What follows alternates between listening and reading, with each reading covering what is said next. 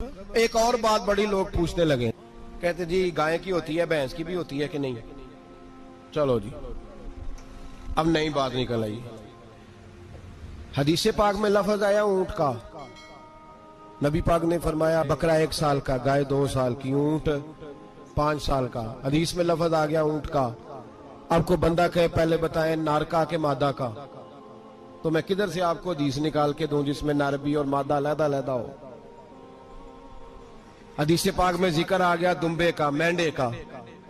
अब बाकी जो सारे जाग रहे हैं ना, अब गौर फरमाए, बाकी एक बकरा है, एक चतरा है, एक दुम्बा है, एक देसी बकरा है, एक पहाड़ी बकरा है, तो लहदा लफ्ज कहां से निकाल के दिए जाए। ये सारी अनवा हैं, अकसाम है, नौ है। इसी तरह भैंस भी गाय की एक किस्म है। इमाम आजम अबू हनीफा फरमाते हैं नौ मिन्हु, ये उसकी एक किस्म है, 9 में से है, गाय की 9 में से है। आप आम लफ्ज बोलते हैं तो कहते हैं बकरा चतरा गाय भैंस, आम लफ्ज है ना। तो जब गाय कह दिया तो आपको बंदा कहे गाय आया तो पहले बताएं गाय तो है, तो इसमें बैल शामिल है कि नहीं। तो गाय की जितनी किस्में है ना, हमारे मुहद्दिसीन भैंस को गाय में शामिल करते हैं। भैंस गाय की एक किस्म है।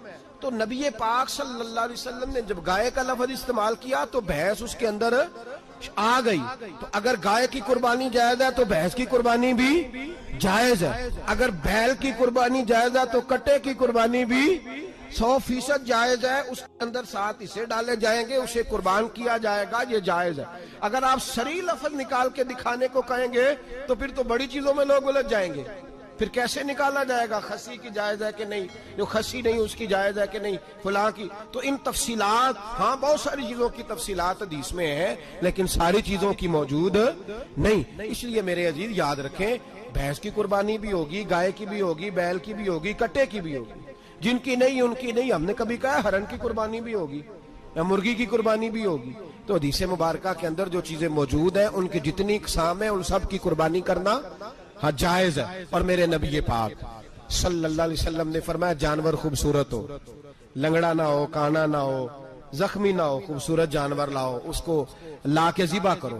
लोग कहते हैं चलो उतने पैसे अल्लाह के रास्ते में दे दें, तो ये काफी नहीं काफी।